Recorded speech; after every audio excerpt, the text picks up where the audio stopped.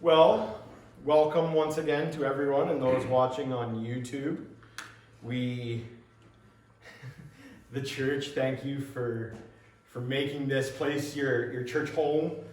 We appreciate you, and we are expecting God to do big things, great things, only things that God can do in our church and through our people and in the years to come. You'll notice on the board there that today's message title is, well, it's interesting. That's the least I can say about it. Steadfast faith. If I could talk. Steadfast faith amidst the storm. I'm just going to stop trying to say it. Steadfast faith amidst the storm.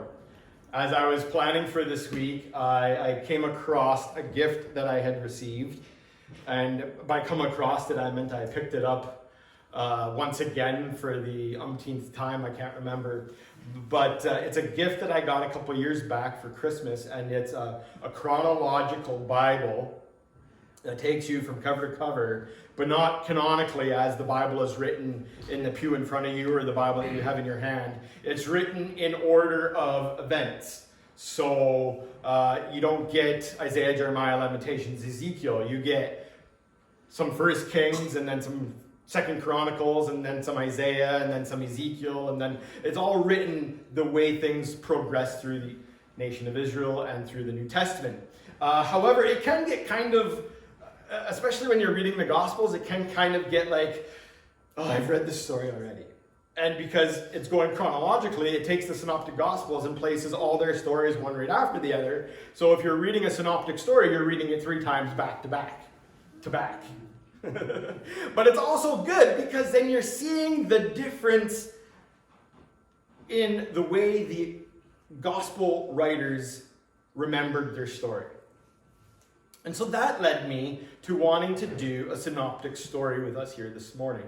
We've all probably heard of it because I've shared it once or twice, maybe 3 or 4 times, I can't remember. But it's one of my favorite stories in the New Testament.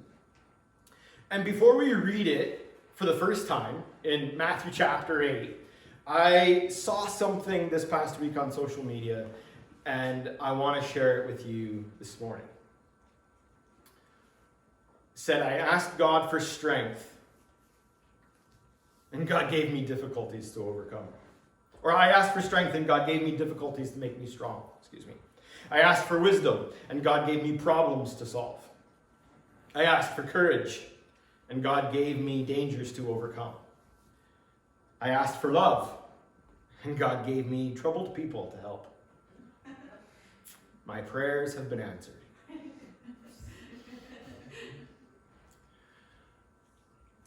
But it's true. When I was in college, people would always say, why are you asking to pray for boldness? And then when you see people in need of help, never going to be bold. It's why those people are always coming your way, because you're asking for boldness. I did that, and now lo and behold, I'm doing what I never thought I would be doing because I didn't like to speak in public. I was the kid that would shake in school, and anytime he was asked to talk, I would... well, if you want to, I would just get real nervous. I would start to shake. I could never find my place, and I never ever in my life thought that I would be here. And apparently neither did one of my professors, because when one of my preaching classes, he said, well, Isaiah, you should start because you're never going to be a Sunday to Sunday preacher anyway, so let's get you done and over with. And lo and behold, I'd like to show him now. But anyway, Matthew 8 is Matthew's account of this synoptic story. And again, it's synoptic because it's found in Matthew, Mark, and Luke. Synoptic, I believe, I never looked it up, but I believe it's just a word to mean similar story or conjoining story, or that it's found elsewhere. And so Matthew is writing firsthand accounts from his own experiences. Luke has studied. He has taken into account every other writing he could find, oral tradition about the life of Jesus. He has gone to the library and found what is there on accounts of Jesus. And Mark is writing his account based off of dictation from the Apostle Peter. So we have varying sources on how these stories came to paper. But they all share very similar things. And so Matthew's first-hand account of this story, found in Matthew 8:23 through 27, says this: As he, meaning Jesus, got into the boat, his disciples followed him. Suddenly, a violent storm arose on the sea, so that the boat was being swamped by the waves. But he, Jesus, was sleeping.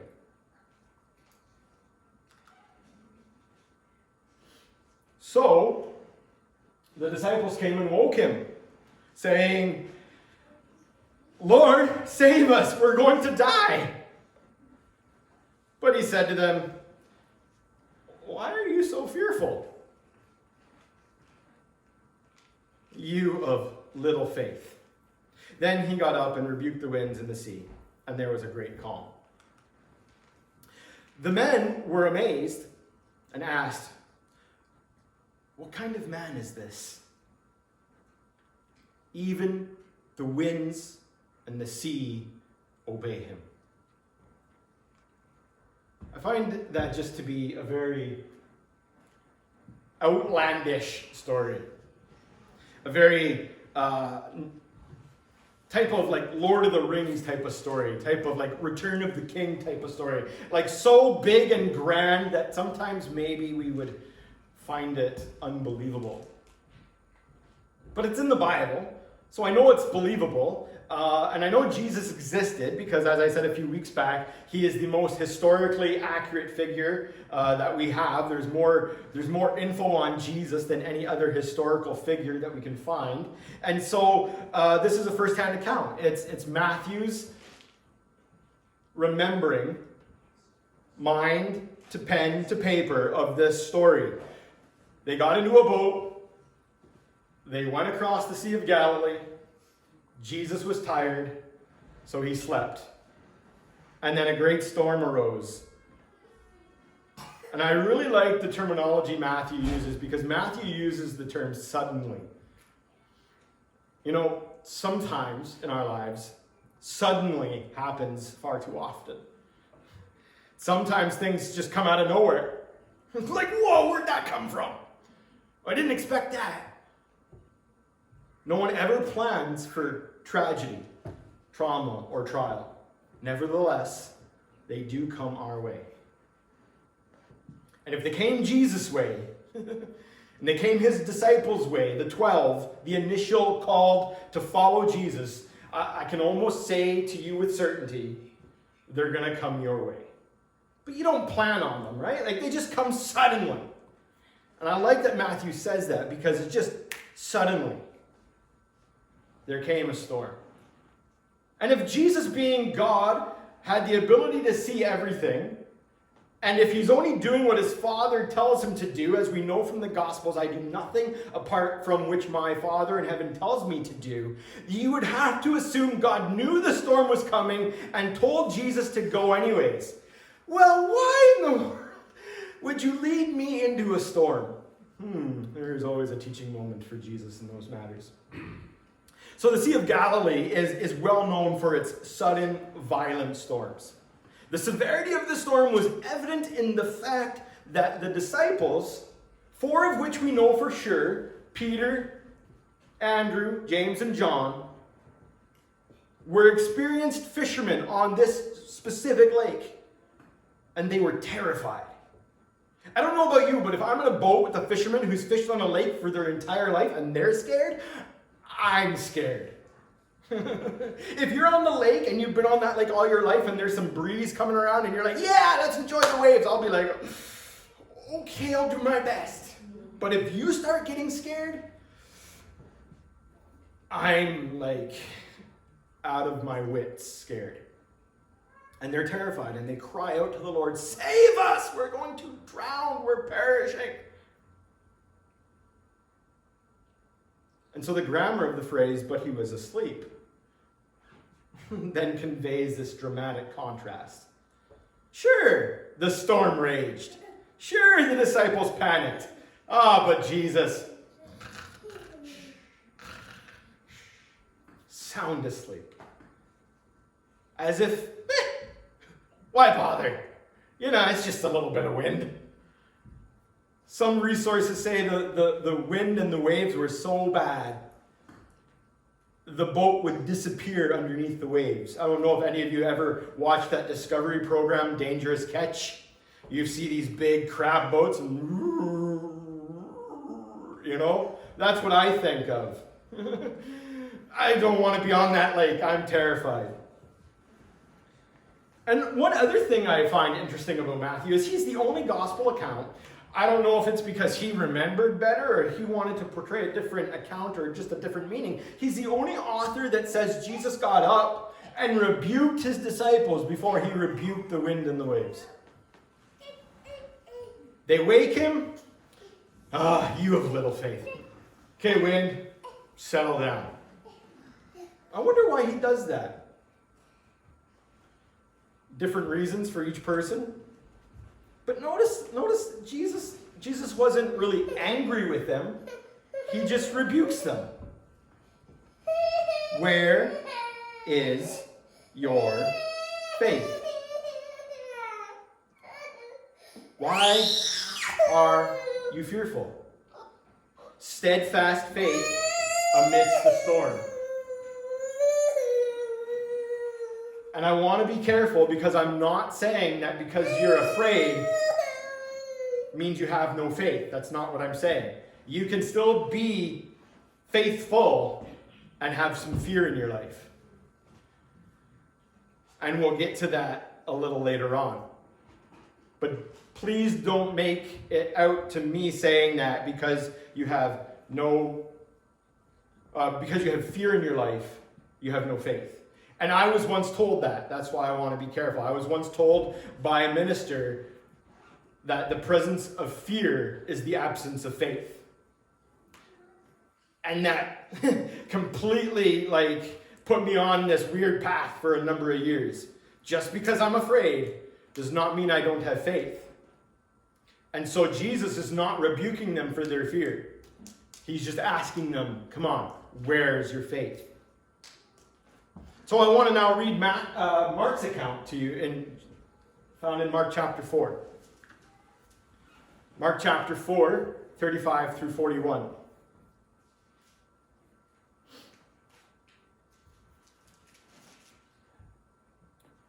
Mark starts off with a very different story than Matthew did.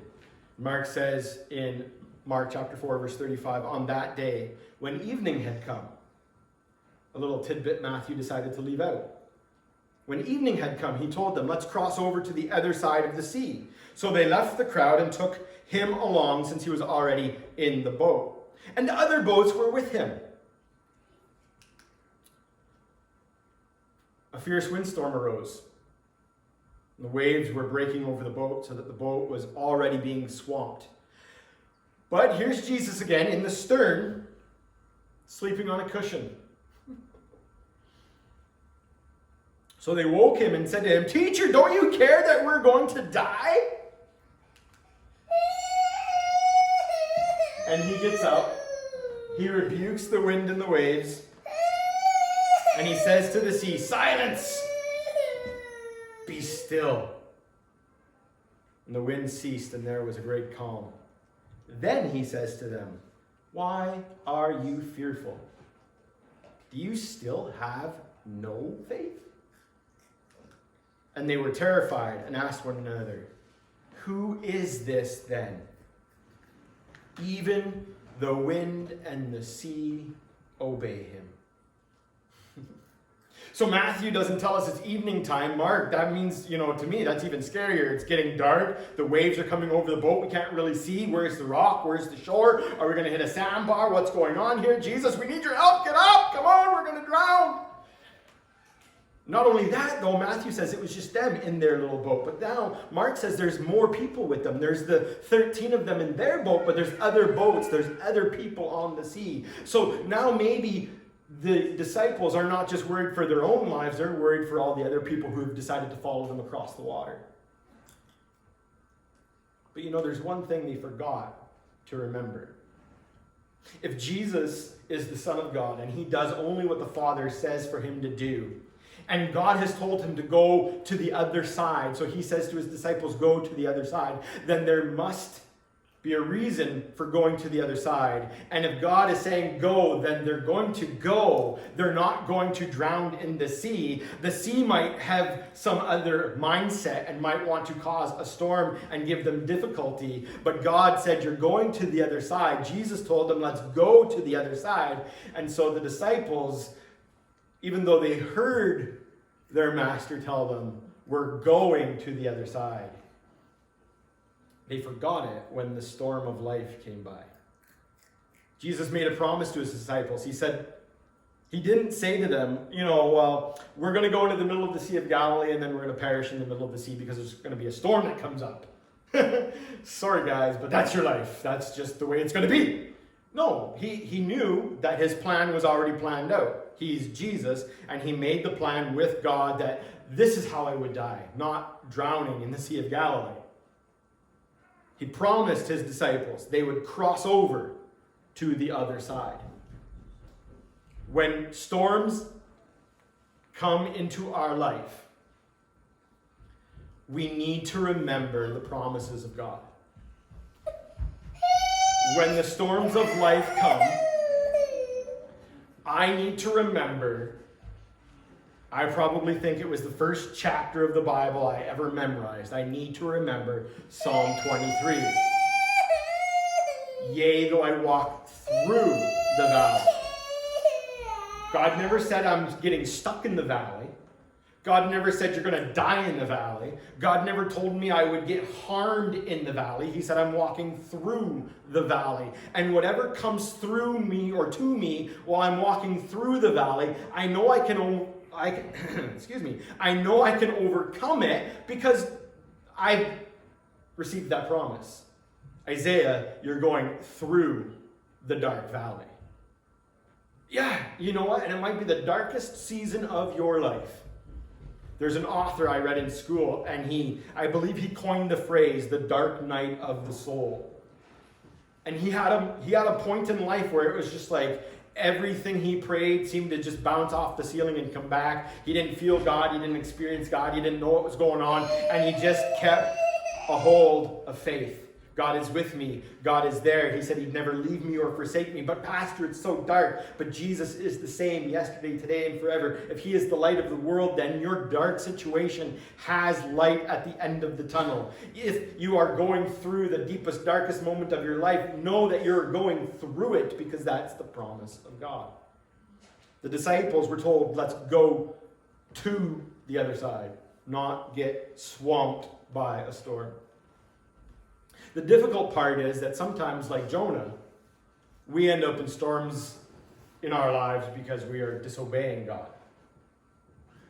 Jonah was told go, and he's like, yeah, I'm actually not going to. I'm going to flee. I'm going to go on a boat, and a storm came, and he got in trouble. But other times, like the disciples here in our story, we get into storms of life because we actually obey God. That doesn't make any sense. I disobey God, I get a storm. I obey God, I get a storm. Well, that's not a good odd. It's guaranteed fact you're going to have a storm. So why not take the storm in obedience to what God is calling me to do? I'd rather take a storm in obedience than take a storm in disobedience, because at least I know that when I'm taking the storm in obedience, I'm where God's called me to be. Yeah, it's not fun, but at least I know that it's where God has called me to be. And then, have you ever been around someone, they're going through a lot, and I don't know if any of you are like this. I know of someone like this who will remain nameless at the point, but when they have problems and this is not anything against them, I'm not knocking someone, when they have difficulty in life, they have trouble sleeping. Some of us are like that. I'm not like that. If I have trouble in my life, I go to sleep just as quick as if I don't have trouble in my life. And so we're at odds with each other at times. But you notice Jesus in the boat, he could have had trouble. He had things to worry about. Maybe he was concerned of whether or not the people received his message well. Maybe he could have said that or done this different. Maybe he could have healed more people. And then he's going across the sea to the area of the Gerasenes. And like I said, he's God, so he must know it's coming. And on the other side of the sea was the demon-possessed man of Gerasene. He had the legion of demons inside of him, and he would break chains and rope, and he lived in the tombs, and he'd scratch himself and howl at night. And everyone was afraid of him, and Jesus got over there. He could have been worried. He was like, I really need to know how to deal with this man. I need sleep. If I don't have sleep, I can't do what God's calling me to do. I need to have rest. And so it could have just kept him up throughout the evening on the boat ride across the Sea of Galilee. But no, instead, he falls asleep at the stern on a cushion. Oh, thank you, Lord. Oh, thank you, God. Oh, I'm so tired. It was just, and so, yes, he could have been weary from all the work that he had done the day when he was at the shore before he got into the boat. It could have been sleep of weariness. But some would argue that Jesus was sleeping because of faith. A sleep of faith.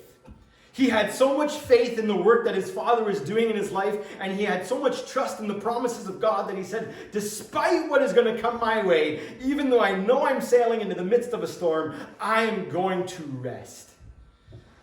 Because I don't have to worry. I know what's coming, and I know God is with me. I know what God is capable of doing, so I don't have to be afraid of the outcome. And so this could have been a sleep of rest. And I would like to encourage you all this morning that if you have trouble sleeping at night because of worry or difficulties with your day or whatnot or so forth or whatever it is, remind yourself of the promises of God. That you're not stuck, you're going through. You might feel alone, but you're never alone. You might feel like it's not something you're going to overcome, but He is the overcomer. And so you can have the sleep of faith if you so desire. And they make it across. Jesus gets up and he rebukes the wind and the waves. I love Matthew's account. I was reading it earlier this week, and verse 39 gave me the goosebumps, the willies, the chills, the feels, whatever it is you want to call it, as Jesus gets up, sleeping on the cushion. They're screaming at him, "Teacher, we're going to die!" I don't know if he pointed or if he stretched out his hands or if he just stood there all nice and calm on the boat as it's rocking back and forth.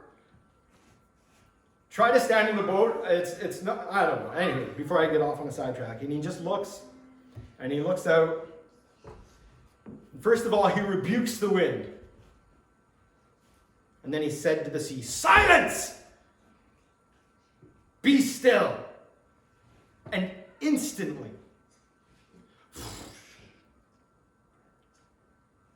from 50-foot waves to crystal clear glass water sailing across as the waves crest over the boat from the stern of the ship cutting through the water. Utter difference. It's just it. Who is he? That even wind and waves obey him. And finally, we have Luke's account. Luke chapter 8.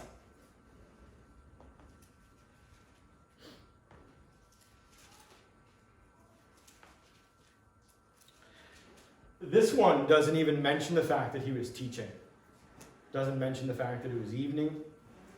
Just completely different story, but the same. in Luke chapter 8, starting in verse 22, Luke says, well, it was just this one day. This random day, Jesus and his disciples decided to get into a boat. And he said to his disciples, hey, while we're in the boat, let's cross over to the other side of the lake. So they set out. And as they were sailing, Jesus fell asleep. Then a fierce windstorm came down on the lake, and they were being swamped and were in danger. They came and woke him up, saying, Master, we're going to die. Then he got up, rebuked the wind and the raging waves, so they ceased, and there was a calm. And he said to them, where is your faith?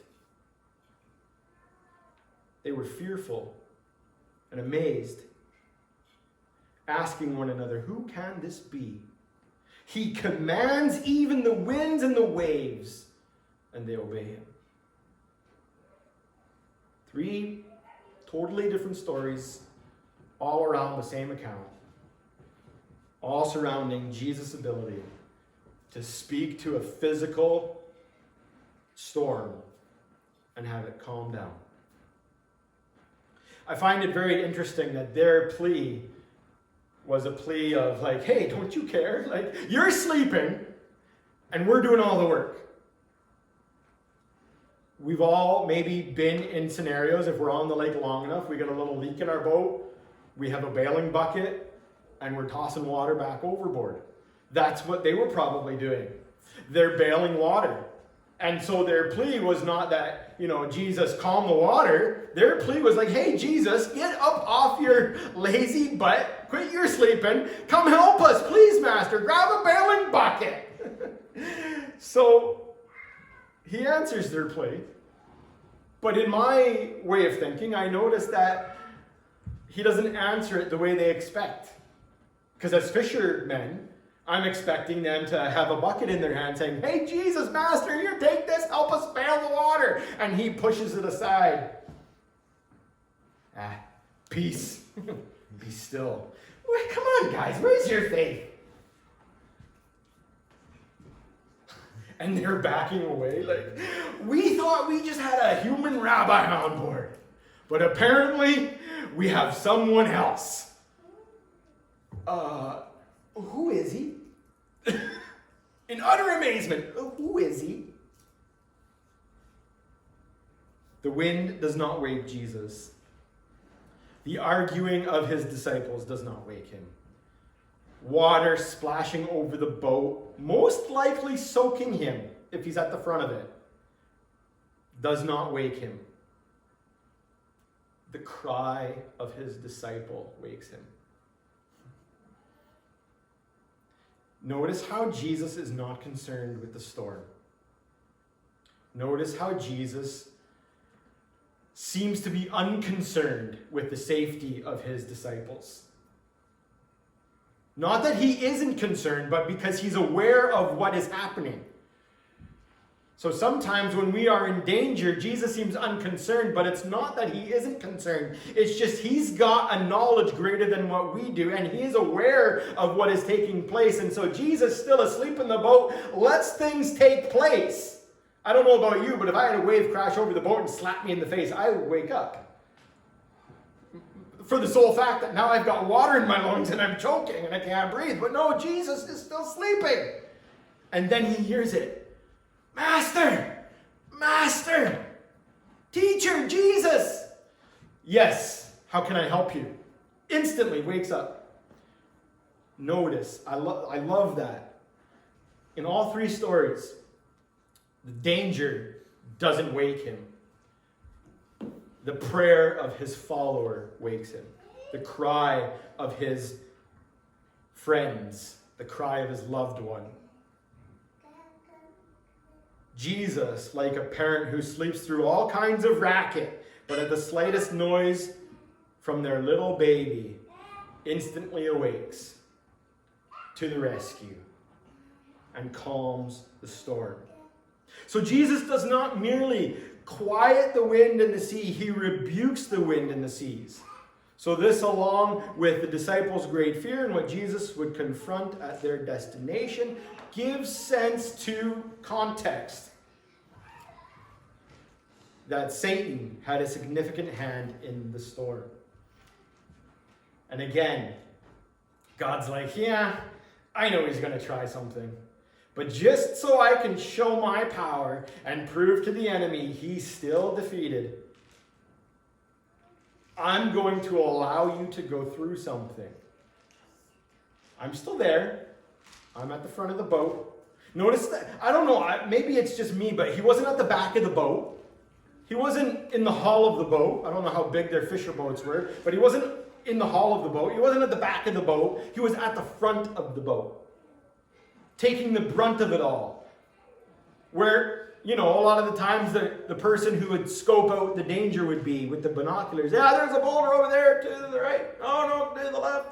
Whoa, slow down. That's rapids. It's a whirlpool. Turn around. He was at the front.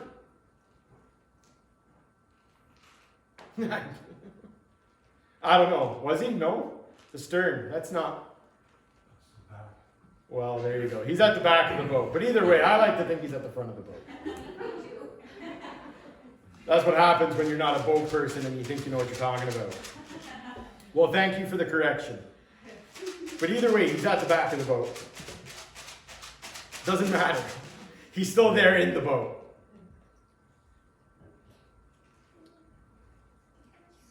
He lets the disciples go through it. And he's there with us. So we might think when we go into the storms of life that he's distant or he's unaware, but he's not. God knew that Satan would try something, and he's like, so let's go through the water. Let's go to the other side. He could have walked around, but he said, no, we're going to go on the water where something's going to happen, and I'm going to show my disciples what I can do for them.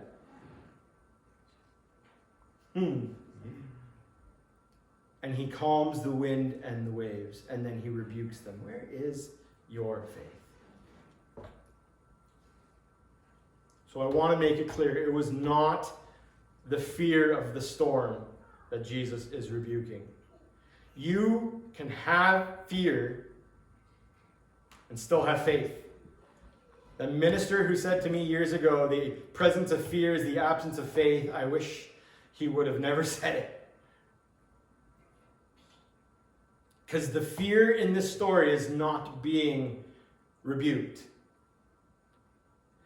It's what they did with their fear that is being rebuked. What they should have done when they had fear, instead of screaming in panic, was believe the word. We're going across the lake. Okay. Jesus said we're going across the lake. The storm's not going to end us. We're going through it. What they should have done was trust that Jesus is always at work, even when you don't see it or feel it. Okay, I'm in a storm. Oh, he's left me. No, he never leaves you or forsakes you. You got to trust that he is always at work. What they should have done, instead of panic and fret, they should have had faith. Right?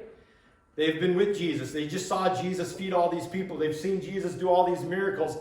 Withered hands just coming back out as they stretch it out. Guys coming off stretchers who couldn't walk for their lives. Things that we perhaps have not seen in our lives and maybe for our lifetime will not see. And these guys have seen it. They should have had that faith. Well, would Jesus ask us the same thing? I never like those questions when I'm doing sermons or when I'm prepping or when they get asked to me. Like, oh, those disciples, they're so silly, they should have had it. Well, what about you, Isaiah? If I put myself in that story, would I get rebuked? Oh, Isaiah, where was your faith? Maybe.